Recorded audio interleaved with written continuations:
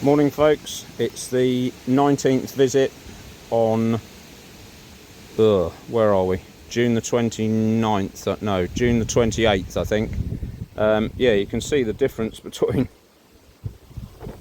we've had a little bit of rain and it's sort of greened up a little bit, but not the same as in there. So yeah, smokers on the go. And that's it. So we're in today just to check on that queen that I moved last week, and I did come down during the week to pick up that tray of honey, but I think I made a bit of an error. When I took it off and put it in the van, there was an extra tray of honey on here, and I think I noticed that there was a lot of honey, or sort of partly cured honey, on the van floor. So I spun it out anyway, and it was about 19%, which is a bit more than I'd prefer. So what I'm going to do is to give it back to them over there, so that they've got some food to go on, because all of these have got stored food to deal with the fluctuations in the summer, but they've got nothing, and I haven't fed them other than what was in the brood box frames. So they'll probably not grizzle at having some extra honey. So I'll just film that, and these I'm just going to check that there's enough space. If there's any capped comb, I shall just replace it with 1 or 2 frames. This one I'm going to check as well, but we don't know whether they've got a queen or what's happening yet. There's obviously a flow on, or something's definitely going up foot there at a pace there. They're going like guano, and they are fairly active as well, but I need to cut the grass obviously, but it's just how much time have you got. Anyway, we'll crack on with it in a minute. Right, I've done the smoke trick. Here's the separating board, or the clearer board, that they've obviously gone down into the nest below. There's a lot of activity there. I'm not quite sure what's going on, and it's not drone activity, so it must be honey flow or nectar flow. That is quite light.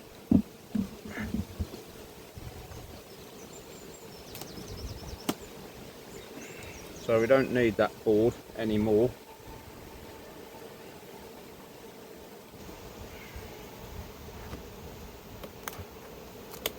And that's reasonably weighty, but not, it's not horrendous. Yeah, and that's quite light, so hopefully we've got a laying queen in there, and we'll find out soon enough. I think it's next week we can go queen jumping. So they've got enough room, unless there's a really heavy flow on, they've got enough room there to last them a bit.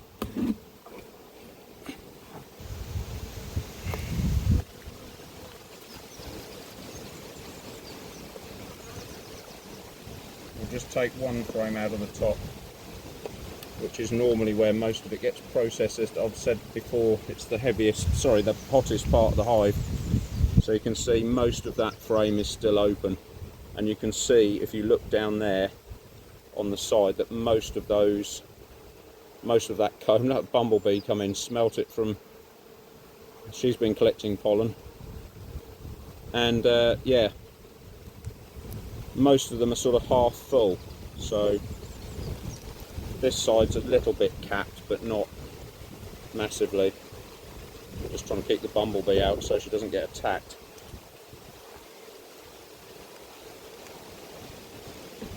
So that colony is ready to close up. I'll just try and knock these down. One bang, that was it. I've got them all off, and that is the roof back on. Nothing to see here, so we'll move on to the next one. Right, I've just seen my first wasp alert, and we'll go through. I don't think that's got an entrance restrictor. I just saw a wasp on that entrance there. Now that you can see the number of bees outside, they can easily repel a wasp, but this, I don't know how big this colony is yet, because we still don't know if there's a queen in there. They will need an entrance reducer, as will these now. Once you've seen one wasp, You need to knock the entrances right back. That's probably about the maximum at this time of year that you can knock it back, but there's the smaller one at the top there. So yeah, that is not alarming, but it's just how the nature goes. Wasps start looking for food sources, and bees are very efficient at finding nectar and making honey, which is what the wasps want to feed up their queens. So yeah, we're going to have to take some action on that today, if nothing else. And I'll show you the inside. Come on, madam, you need to clear off or you get stuck.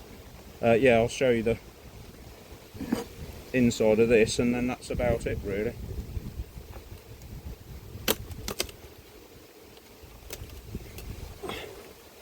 Yeah, that's quite heavy.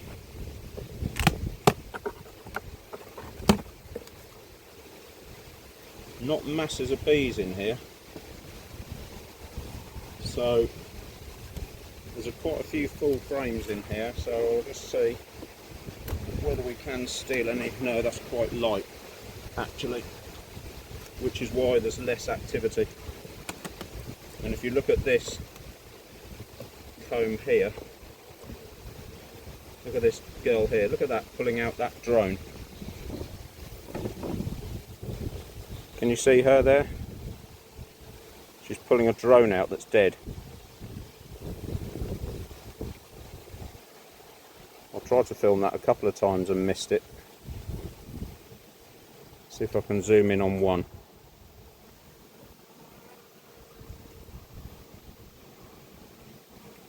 Got him. So yeah, like I was saying, we'll just have a quick look at this frame here, because this looks reasonably sized. I mean, there's some bees down there and there's a bit of honey in here. You can see how the smoke gets them to react. They start. There's a really good example of how the smoke gets them to react, and they just suck up as much honey as they can here. See all these bees having a good drink? They're just thinking, oh my god, we're going to have to leg it soon. So if you keep smoking them and keep smoking them, it just makes them panic more and more and more, which is why I prefer not to do it. So we're just going to leave them as is. Next week we'll have a look for a queen. So this was what I was expecting to do last weekend, and have a nice quick beekeeping visit, but it turned into a bit of a nightmare. I'm going out this afternoon. That's quite full, so that should be ready soon to harvest some.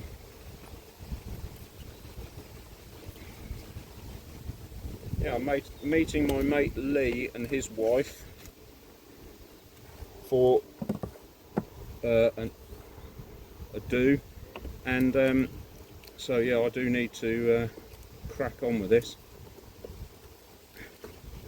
But yeah, look, there are a couple of frames there ready to steal, but we'll just leave them with it for now. And that whole tray could probably go actually.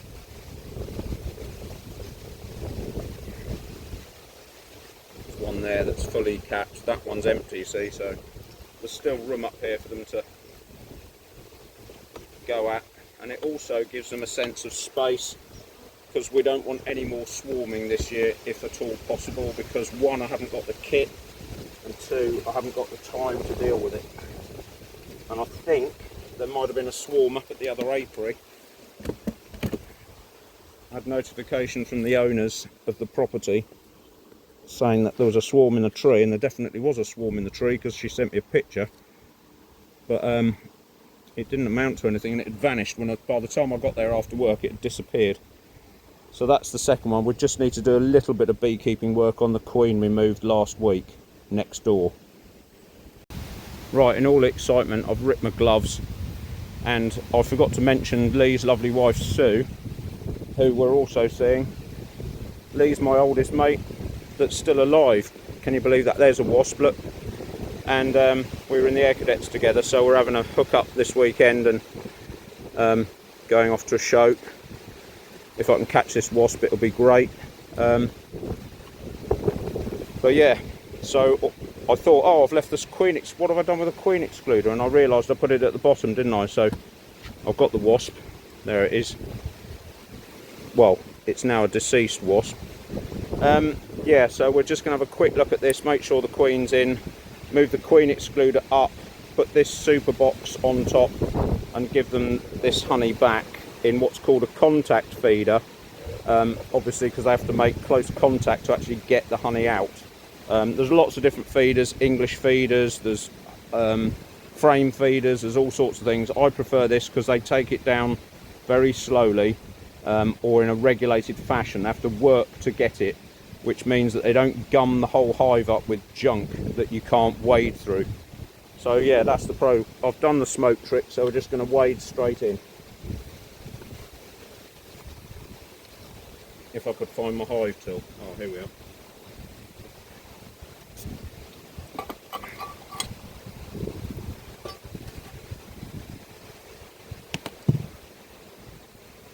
Right, nice lot of bees there.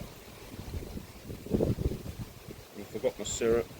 Anyway, we just need to check there's a queen in here. Just and where the nest is, basically. So they're storing honey in what should be nest, which is why I wanted to get this this feeder down here. You see, they've got very little to go on to actually draw the comb out, but they have drawn this comb out, which is encouraging. I don't know why they always draw the side out that's away from the nest. It seems counterintuitive to me, but lots of bees ready to be born there. Lovely.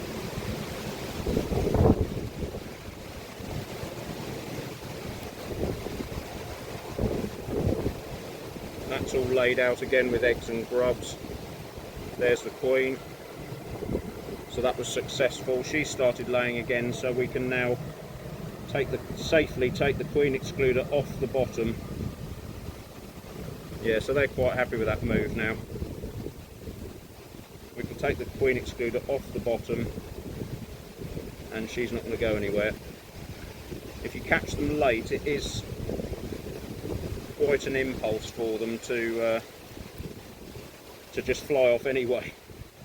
So you do have to watch that, folks. So that one is less developed than the other one, so I'm going to swap them over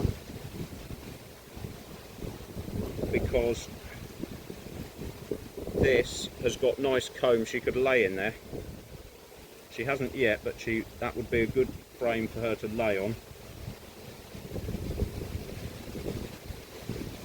And then we'll move this one that they've started to draw out here.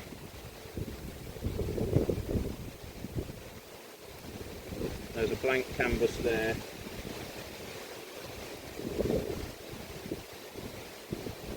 And she could lay on this one.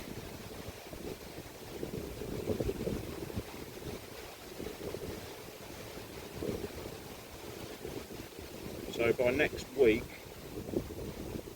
I've had to turn that frame around the wrong way, but they're looking around in the hive for food. You can see all the bees here at the back. Come on, love. They're all at the back here looking for grub. So they're not going to grizzle at me putting this great big tub of honey on them. They can use some of it in the hive and store the rest of it. So let's just hook this off.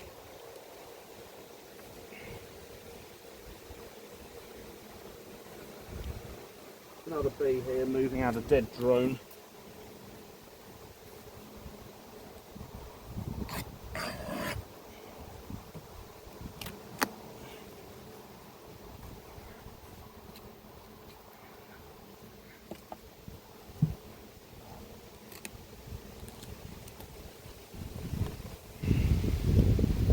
Alright, so the drones come in here or haven't been able to get out, which is one of the downsides of doing that.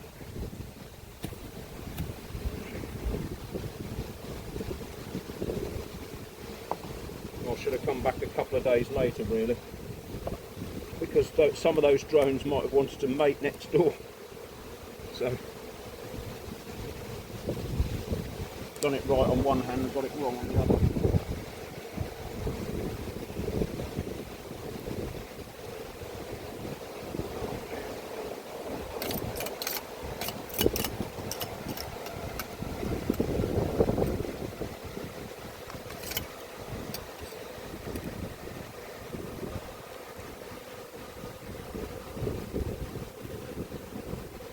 Right, the notes changed. You might be able to hear them a little bit because the entrance to their home has vanished, and now it's going to reappear just there.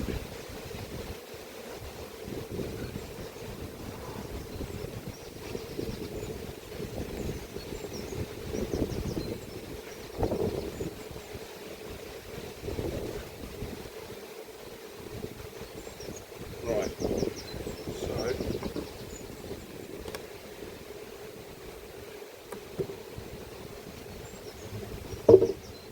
we're going to put this back on here so they've got somewhere to expand into. We should find quite a change next week actually.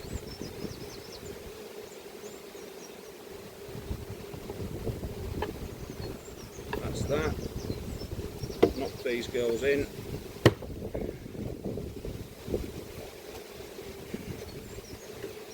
Try not to do repetitive banging, even repetitive. Listen to him. It's just another thing that upsets them.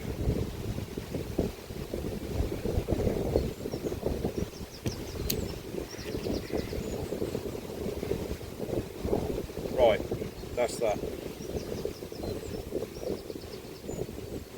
Jobs are good. I've got to go and get some some little hive entrance blocks, and then I'll screw them on and show you at the end. As you can see, the entrance is greatly reduced now, and as before you can just turn it up and make it that big if they get absolutely hit by wasps. But if you reduce it now, they get used to defending that area rather than, you know, panicking because they can't defend the whole nest. There are bees crawling out of here, so they're not going to have any problem at all. Loads of pollen going in. I'm guessing there is a laying queen in there, but yeah, how she got mated with me blocking up the entrance to the other one, I don't know, but well, there are loads of drones in the area. So that's it. Knee walking across here, that's another colony. They've calmed down now because they found the honey, I would imagine, at the top. Quite a few orange bees in here, but they don't seem to be like as aggressive as the other ones, and I still don't know what on earth happened to them. No way of telling, but they seem quite quiet and happy. So that's it.